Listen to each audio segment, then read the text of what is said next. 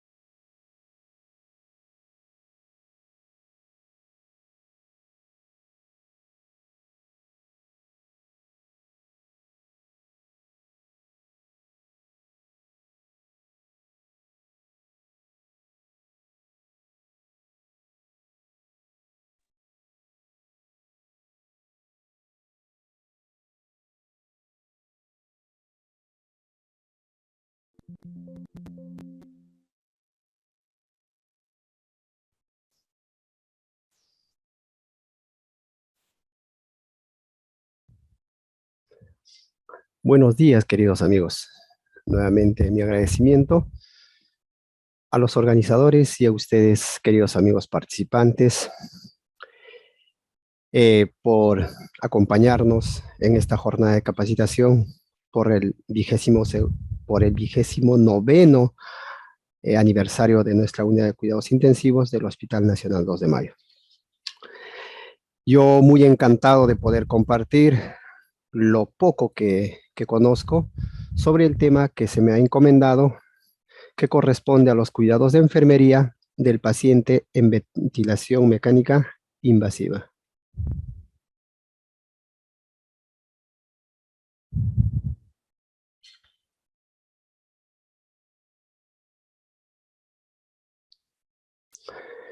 Bien, no está por demás recalcar y retomar de repente algunos conceptos, algunas definiciones que nuestro querido doctor Arteaga tan ilustremente lo ha tocado.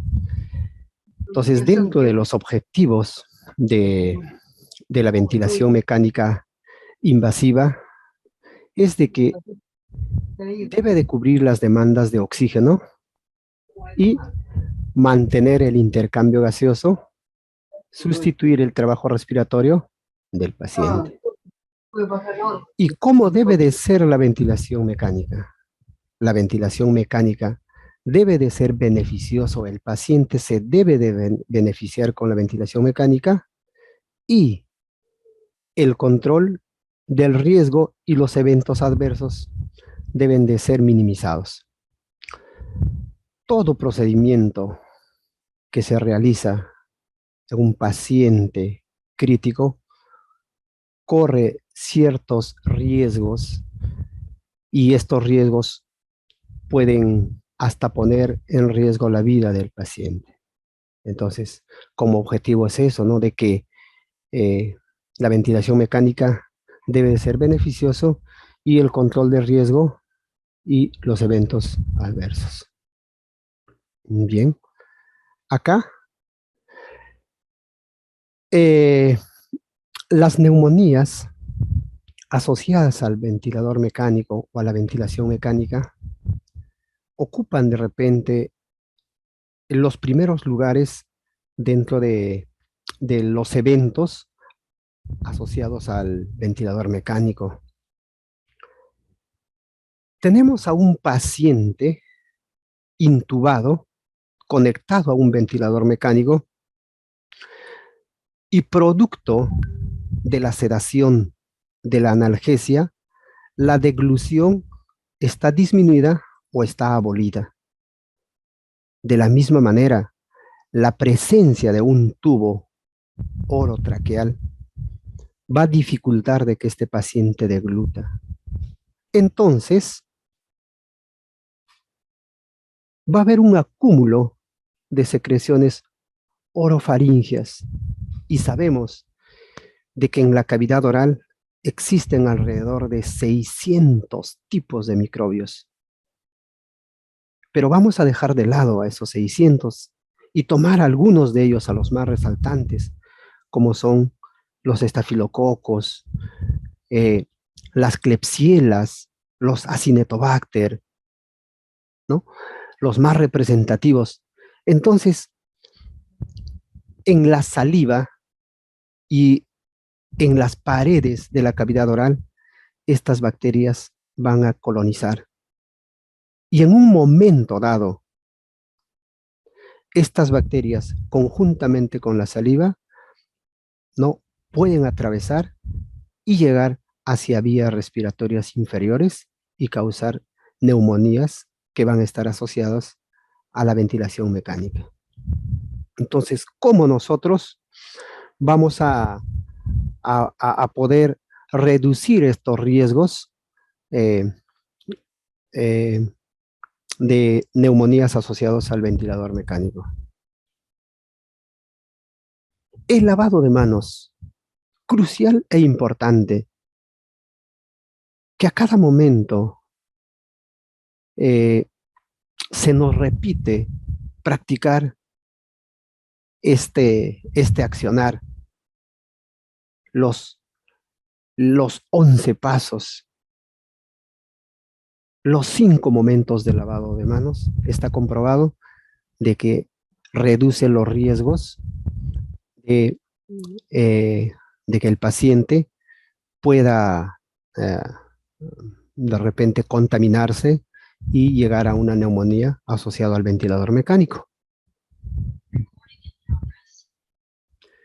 El manejo de la vía aérea artificial también es importante. Debemos de ver siempre la ubicación del tubo orotraqueal. Cuando se inserta un tubo orotraqueal, inmediatamente se toma una placa de rayos X y se verifica la ubicación de este tubo. ¿A qué nivel es fijado este tubo? ¿No? ¿A qué nivel está in situ este tubo? Entonces, al recibir o al iniciar nuestro turno, lo que debemos de percatarnos es el nivel de sujeción de este tubo. ¿Por qué? Porque posiblemente si nosotros vemos a un tubo desplazado, ya sea para adentro o para afuera, es de que el balón de neumotaponamiento no tiene la presión necesaria ¿no? Para evitar que las secreciones puedan atravesar a las vías respiratorias inferiores.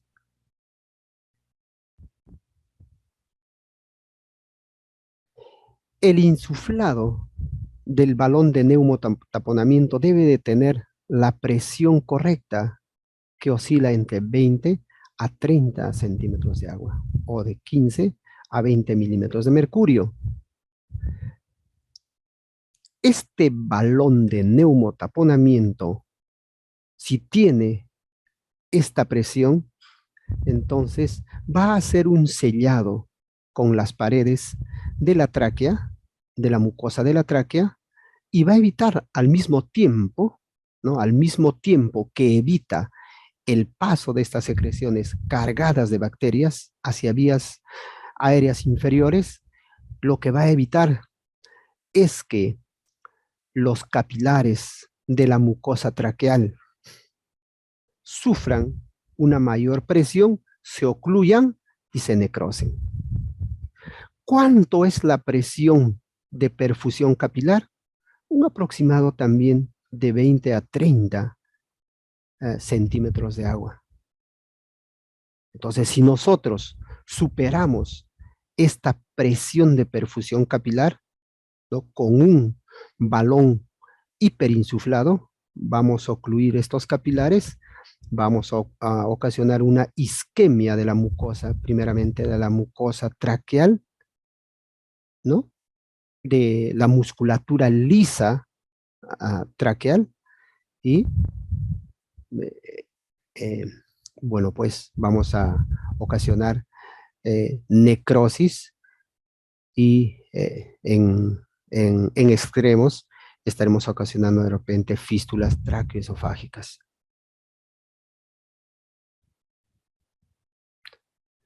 La sujeción del tubo orotraqueal como parte del manejo de la vía aérea artificial también es importante, porque una buena sujeción del tubo orotraqueal evita que se desplace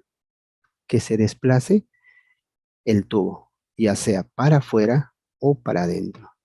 Y lo más recomendado, ¿no?, es sujetarlo mediante esta técnica del ángel modificado 2. Vemos en la imagen a un paciente intubado en ventilación mecánica. Está en una posición semisentada, aproximadamente de 30 a 40 grados con relación a la superficie de la cama. Vemos también la posición de la cabeza de este paciente. No está hiperextendido, tampoco flexionado, peor lateralizado, ¿no? Está en una posición neutra. Esta posición neutra, ¿no?, aparte de favorecer que este tubo se desplace, lesione la laringe, etcétera, también, ¿no?, evita de que las secreciones que se encuentran en la cavidad oral no pasen hacia partes anatómicas más inferiores.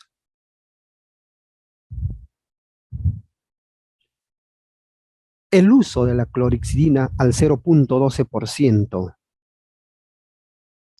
La clorhexidina al 0.12% es una solución antiséptica y como tal debe de ser utilizado en esta concentración para la cavidad o para el colutorio oral. He observado en varias oportunidades que por desconocimiento nuestros compañeros de trabajo, los técnicos, que a esta concentración de la clorhexidina al 0.12% están añadiéndolo agua. Entonces, este mal accionar lo que está haciendo es disminuir esa capacidad antiséptica de esta solución. Entonces, ya no estaría cumpliendo esa función. Entonces, la colusión oral cada 4 o máximo como 6 horas también disminuye los riesgos de neumonías asociados a ventilador mecánico. ¿Por qué? Porque esta solución antiséptica, ¿no?, al combinarse con la saliva o adherirse a las estructuras de la cavidad oral, tienen un tiempo de vida, un aproximado de 4 horas, un máximo de 6 horas. Entonces, durante este tiempo, a mí me puede dar cierta garantía de que está cumpliendo esta función antiséptica y está eliminando bacterias de la cavidad oral.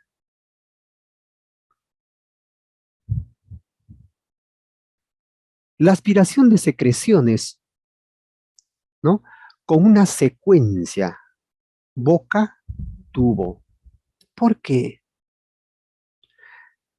Porque cuando nosotros aspiramos secreciones al paciente, entonces estimulamos al reflejo de la tos, el paciente va a toser.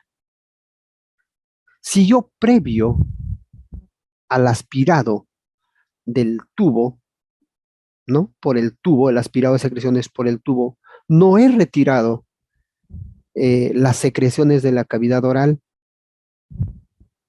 estas secreciones de la cavidad oral, cuando el paciente tose, puede pasar hacia vías aéreas inferiores y ocasionar estas neumonías asociadas al ventilador mecánico. Entonces, lo recomendable es de que se siga esta secuencia boca-tubo.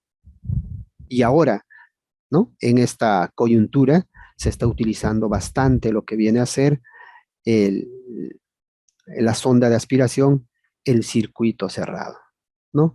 Que de cierta manera también es una medida para disminuir los riesgos de neumonías asociados al ventilador mecánico, ya que eh, eh, al desconectar eh, el circuito y poder aspirar, entonces también se puede contaminar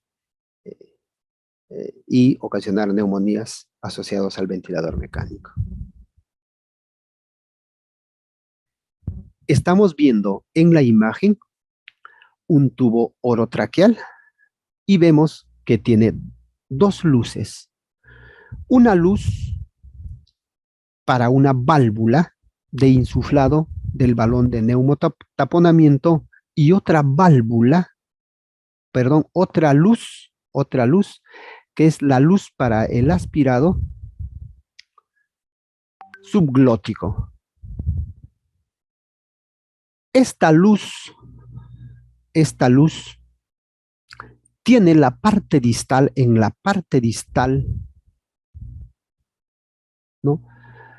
Tiene un fenestre, ¿no? Entonces, este fenestre distal lo que va a permitir es de que las secreciones que hayan atravesado desde la cavidad oral hacia el espacio subglótico sean extraídas, ¿no? Con una jeringa, son extraídas y también se evita el paso de las microaspiraciones, ¿no? Y ocasionar neumonías asociadas al ventilador mecánico. Entonces, es aconsejable de repente contar en las unidades de cuidados intensivos o en las unidades críticas, contar con este tubo con una luz para la aspiración subglótica. Otra de las medidas eh, eh, que realiza el personal de enfermería en pacientes con ventilación mecánica es el monitoreo ventilatorio. Cuando nosotros nos paramos frente al ventilador mecánico y empezamos a copiar los datos del ventilador mecánico, los datos que arrojan el ventilador mecánico, no estamos realizando una monitorización. Lo que estamos haciendo es una copia o un copiado de los datos del ventilador a nuestra hoja de monitoreo. La monitorización tiene un concepto mucho más amplio y más rico, porque el monitoreo es un control sistemático de la interrelación entre el ventilador y el paciente. Y mediante la monitorización, yo lo que voy a hacer es detectar y voy a corregir ciertas alteraciones de esta interrelación entre el ventilador y el paciente. Entonces, ese es un monitoreo y esa es la función del enfermero. ¿Por qué? Porque el enfermero ya, ¿no? Estamos de repente ya sobresaturados con esta versión de que el enfermero está mucho más tiempo en contacto con el paciente. Y justamente este hecho, ¿no? Debe hacer de que el enfermero tenga un conocimiento, un nivel de conocimiento óptimo sobre ventilación mecánica. Entonces, dentro de nuestras labores, está esa, de que debemos de hacer un monitoreo de esta interrelación entre el ventilador mecánico y el paciente. Bien, tenemos que monitorizar, uno, el volumen minuto y el volumen tidal que el paciente recibe, el volumen minuto, el volumen tidal. ¿Por qué? Un volumen corriente adecuado, un volumen minuto adecuado, lo que va a permitir es de que un volumen de aire, por cierto, con oxígeno adecuado, también genere una presión arterial de oxígeno adecuado. Por tanto, permitirá de que las células también se oxigenen adecuadamente. Contrariamente, un volumen corriente disminuido ocasiona presiones parciales, presiones arteriales de oxígeno disminuidas, por tanto, ¿no? Una hipooxigenación de las células. Entonces yo tengo que saber cuánto es el volumen tidal de que este paciente debe de recibir. No debe de ser ni mucho, ni debe de ser poco. Si recibe poco, ya había mencionado, de que las células se van a hipooxigenar. Y si es mucho, entonces va a ocasionar daño pulmonar. Daño pulmonar. Entonces, para eso debemos de conocer esta pequeña fórmula que es práctica. No existen muchas fórmulas y casi todas coinciden. Entonces, un peso ideal de la talla del paciente en metros al cuadrado por 21.5 en mujeres y en varones por 23. Eso nos va a dar un peso ideal. Y a quien me ha antecedido, ¿no? Nos ha ilustrado de cuán importante es de que este paciente reciba volúmenes tidales adecuados. ¿Y cuál es el volumen tidal adecuado? En pacientes, ¿no?, que no tengan lesiones pulmonares como los ARS, de 6 a 8 mililitros por kilogramo de peso, y en pacientes con injurias pulmonares como es el ARS, de 4 a 6 mililitros por kilogramo de peso. Un ejemplo. Yo tengo un paciente, ¿ya?, que su peso ideal es de 50 kilogramos. ¿Cuánto debe de movilizar? 6 por 5, 30, 300, y 8 por 5, 40. De 300 a 400 mililitros de aire debe de movilizar este paciente. ¿Qué pasa si este paciente, yo veo durante la monitorización que está movilizando 200 mililitros? ¿Qué diré? Uy, ¿no? Este volumen tidal está disminuido. ¿Qué cosa haré? Bueno, pues una de las medidas, puedo incrementar la presión soporte o la presión inspiratoria. Puedo incrementar para así llegar a un volumen tidal ideal para el paciente. ¿Y qué pasaría si en este mismo paciente veo un volumen tidal, por decir, de 800? Entonces yo mencionaré, uy, ¿no? El volumen tidal está incrementado en este paciente y tomaré medidas para disminuir, ¿no? Viendo la causa, entonces disminuir este, eh, este volumen tidal que no es el adecuado. El volumen minuto, de la misma manera, ¿no?, como habíamos conversado, es muy importante. El volumen minuto lo que garantiza es la cantidad de aire que puede ingresar, la cantidad de oxígeno que puede ingresar hacia los pulmones y la cantidad de oxígeno también, perdón, la cantidad de CO2 que el paciente va a expulsar. Eso me va a garantizar un volumen minuto. Entonces, volúmenes minutos altos o volúmenes minutos bajos no se debe de permitir. Como un accionar del enfermero. Si yo observo, por último, volúmenes tirales bajos o altos, comunico al residente de medicina, al médico asistente, y si tengo la capacidad de yo poder corregir, lo hago.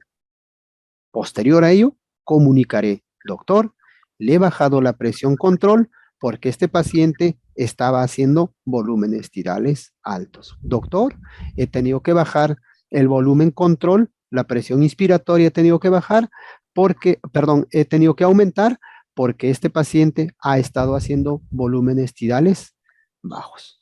Y por supuesto, no basta con subir, ¿no?, la presión control o la presión inspiratoria. Yo tengo que en este monitoreo ver mucho más allá de por qué hay una reducción o incremento de este volumen tiral.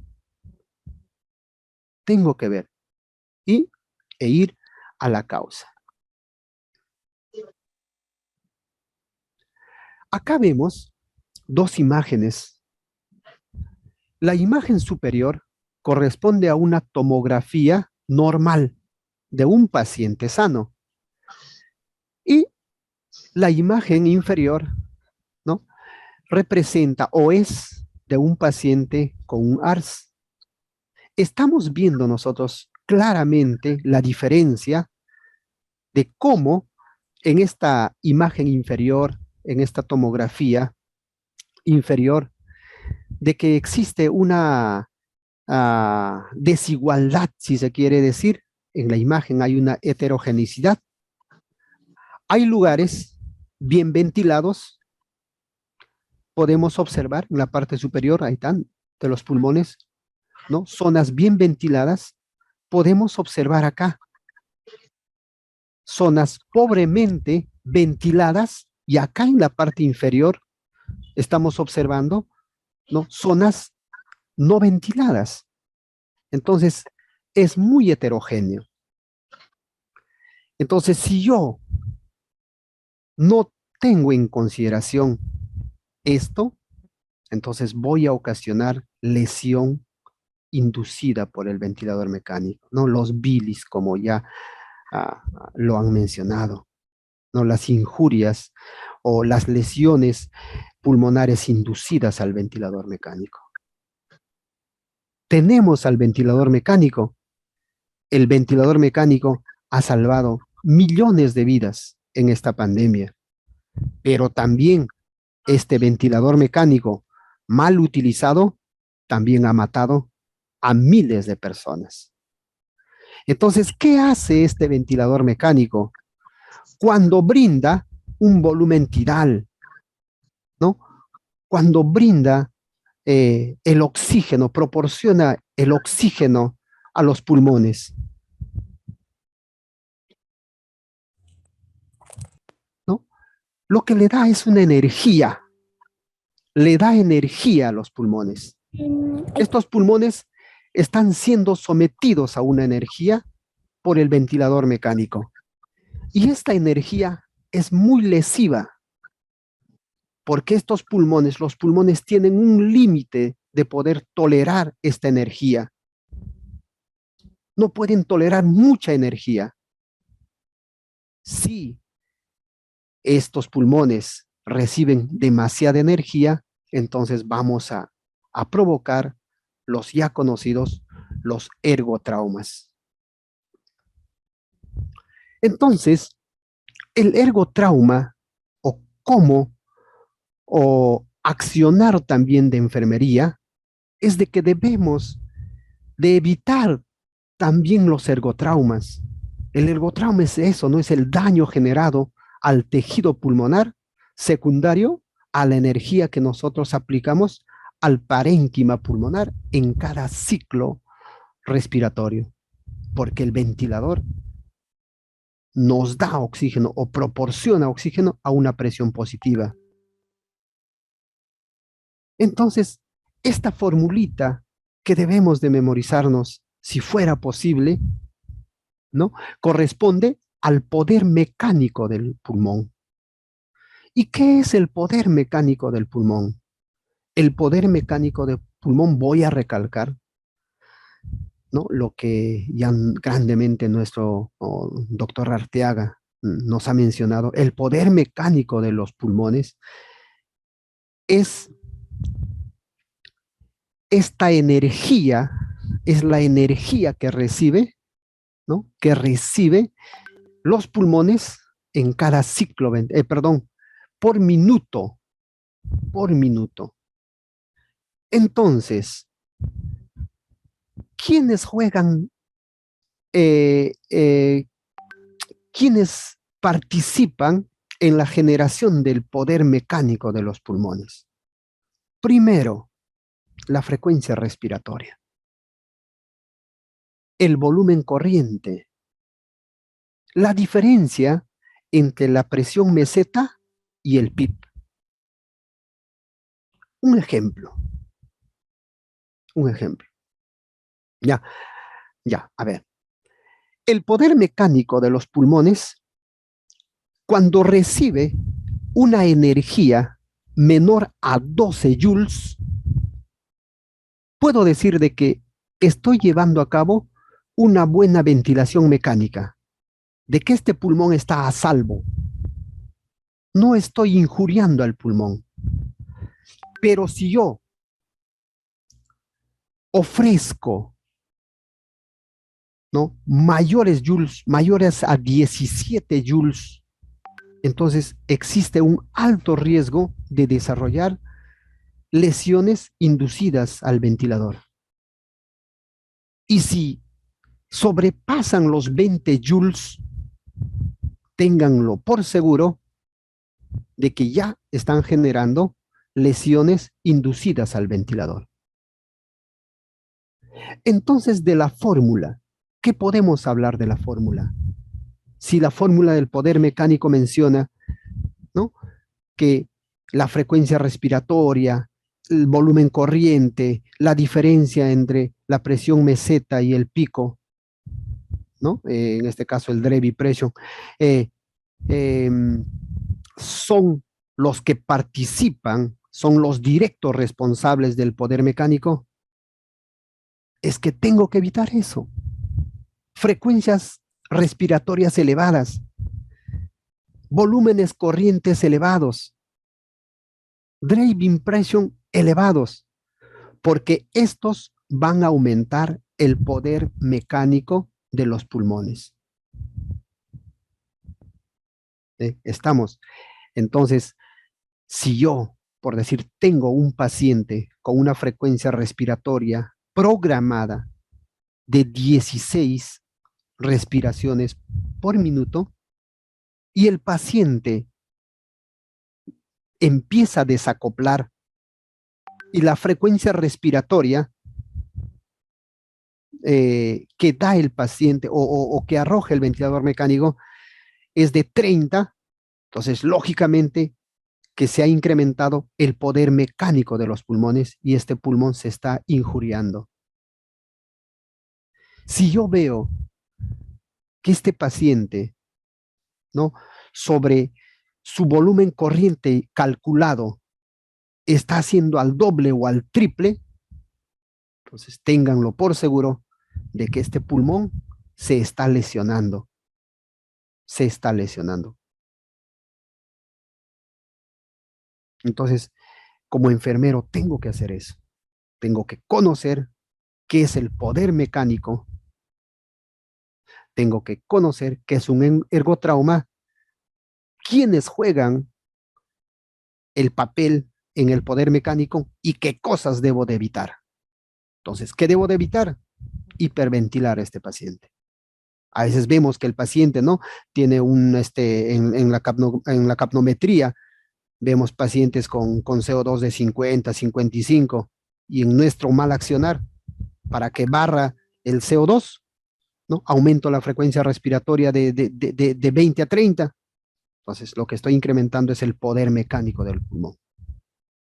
Si yo veo que este paciente está desacoplando y está haciendo volúmenes tirales al doble de lo estimado, ¿no? Estoy generando mayor poder mecánico de los pulmones.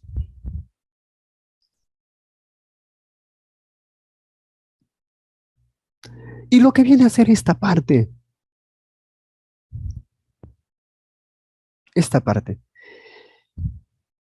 tengo que promover lo que viene a ser la extubación temprana de los pacientes. ¿Qué cosas prolongan el tiempo de permanencia del tubo, el tiempo de ventilación mecánica? Es una mala sedación del paciente. Estamos acostumbrados nosotros los enfermeros, cuando el paciente de repente se mueve o desacopla, bolear propofol, bolear fentanilo o bolear becuronio.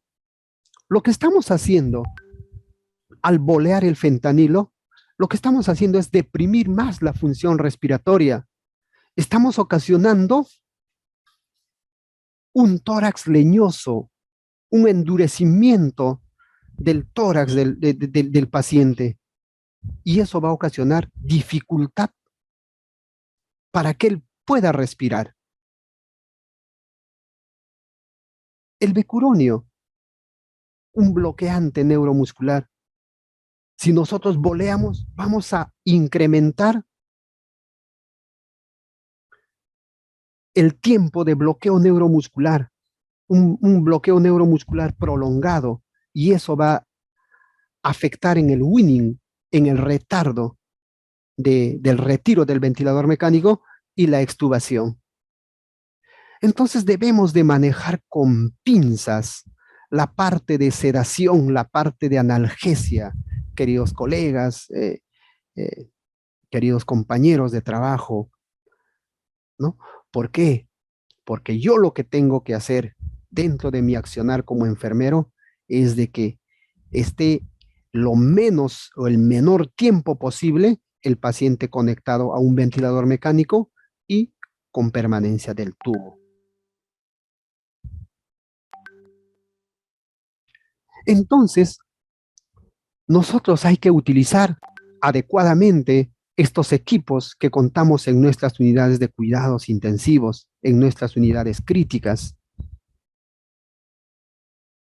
¿no? Este score, ¿no? Si no contamos con el equipo del ANI, del BIS, ¿no? Entonces, podemos hacerlo evaluando permanentemente a nuestro paciente con esta escala, con la escala de RAS, y sedarlo a una sedación objetivo. ¿Cuál es nuestro objetivo? Si el paciente está en las formas agudas, de repente un RAS de -4. Y si el paciente, a ver, por favor, quien tenga el micrófono encendido, por favor. Y de acuerdo al objetivo, ¿a qué es lo que se quiere con este paciente? Manejar la sedación y la analgesia. Hay que utilizar correctamente estos scores. No solamente, ¿no? He evaluado en la mañana, ¿no? 8 de la mañana y hasta las 6, 7 de la noche el mismo RAS. No es así. La sedación y la analgesia debe de ser una acción dinámica. Una acción dinámica, ¿no? Se debe de evaluar al paciente siempre el grado de sedación, el nivel de sedación, el nivel de analgesia y de acuerdo a ello, titular. Otro, de repente, de las cosas tan importantes que debemos de hacer es de que hay que evitar el autopip. Vemos acá en esta imagen, ¿no? La gráfica en el ventilador mecánico, las gráficas de presión-tiempo, lo que viene a ser flujo-tiempo y volumen-tiempo.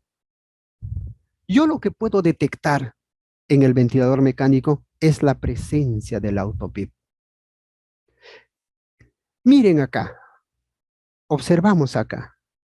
A ver, observamos, ahí está. Está dentro de este círculo lo que viene a ser la gráfica del flujo-tiempo. Entonces, en este volumen de flujo-tiempo observamos la inspiración y la expiración. Cómo al expirar, ¿no?, llega hacia la línea cero, hacia la línea base. Este trazado que llega hacia la línea base quiere decir de que el pulmón, todo lo que ha ingresado, el aire que ha ingresado a los pulmones, está saliendo normalmente. Pero nos trasladamos a esta otra gráfica, a esta gráfica de acá. Observamos de que durante la expiración, ¿no?, no ha llegado a esta línea base. Existe un volumen que queda atrapado. Este volumen atrapado genera una hiperinsuflación del pulmón.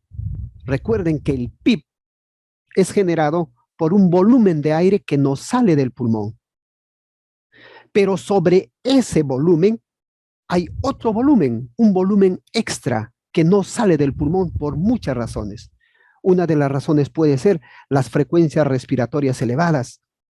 Cuando el paciente tiene frecuencias respiratorias elevadas, entonces no le da tiempo necesario, ¿no?, para que el aire salga completamente de los pulmones.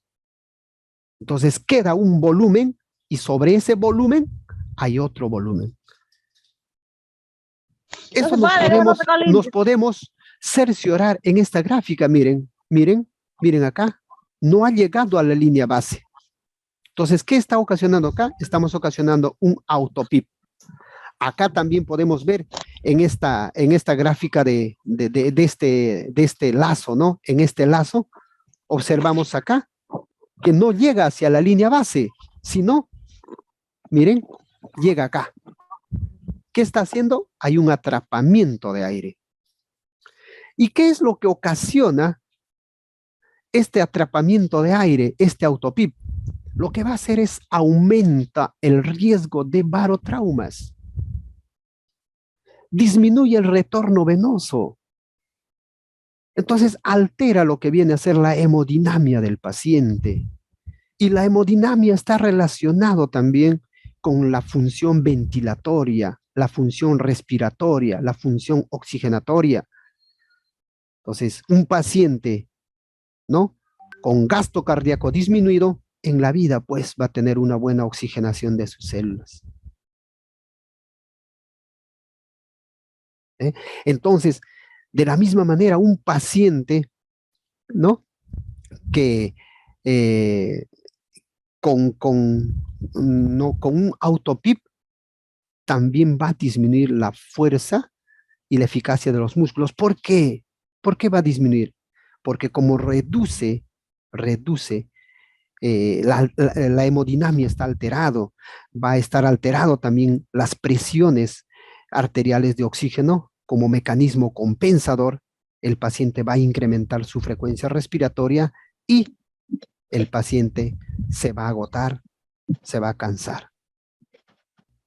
¿Y cómo nosotros solucionamos esto como enfermeros? Uno, hay que mejorar la obstrucción de estas vías respiratorias. ¿Ah? Puede ser que el paciente esté haciendo broncoespasmo, ¿no? Nos damos cuenta, ¿no? Ya el doctor nos ha mencionado la manera como nos podemos dar cuenta si es que el problema es restrictivo, el problema es de repente resistivo, ¿no? Nos damos cuenta y solucionamos el caso, mejoramos la obstrucción bronquial, ¿no? Aumentando el tiempo expiratorio, claro, sí. El autopip era generado porque el tiempo expiratorio no era el adecuado, estaba disminuido, entonces aumentando el tiempo expiratorio puedo solucionar el autopip.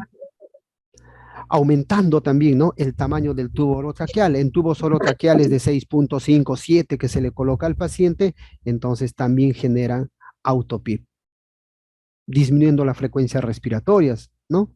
Frecuencias respiratorias por encima de 28, 30, también pueden generar autopip. Volúmenes tidales incrementados también generan autopip. ¿Y cuál es de repente, no? Lo lesivo, recalcando, de un autopip? Uno, altera la hemodinamia, altera la hemodinamia. Y en el peor de los casos podemos ocasionar un shock obstructivo. ¿Ah? El corazón de repente se altera la fase de dilatación del corazón, ya no llega suficiente sangre al corazón y por tanto ocasiona un shock obstructivo. Entonces, hay que tener en cuenta todo ello. Ya de repente, para terminar, queridos amigos, tocar este punto tan importante como es los espacios muertos innecesarios en el ventilador mecánico que nosotros ocasionamos.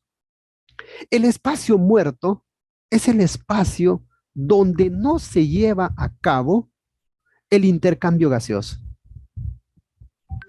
¿Y cuánto es? Aproximadamente es la tercera parte del volumen tidal. Si el volumen tidal en este paciente es de 300 mililitros, solamente quienes van a llegar a los alveolos y van a difundir es 200 mililitros. Pero si yo a esto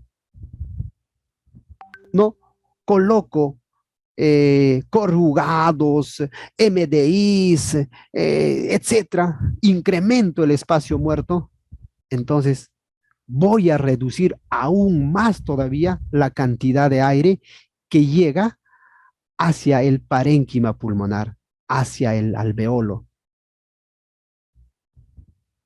Esto he querido de repente mencionarles porque nosotros en nuestro accionar hacemos eso, ¿no? Vemos que el circuito está primero en la sonda de aspiración circuito cerrado, está el corrugado, ¿no? Y todavía lo estiramos, el corrugado de 15, 20 centímetros, lo estiramos, sobre eso está el MDI, luego está, perdón, está el filtro, está el MDI, está el sensor de la capnografía, etcétera.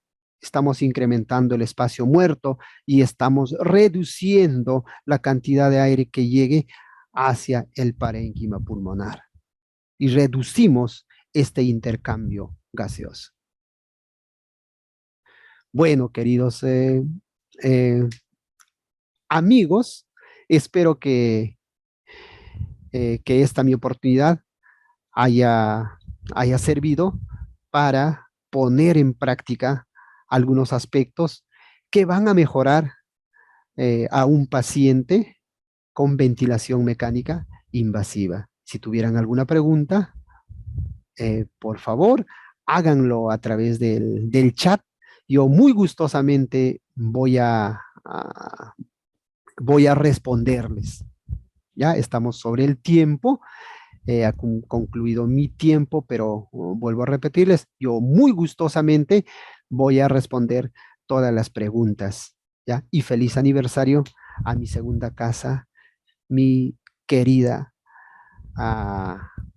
unidad de cuidados intensivos COICA. Un abrazo para todos ustedes, queridos colegas, compañeros de trabajo. Muchas gracias.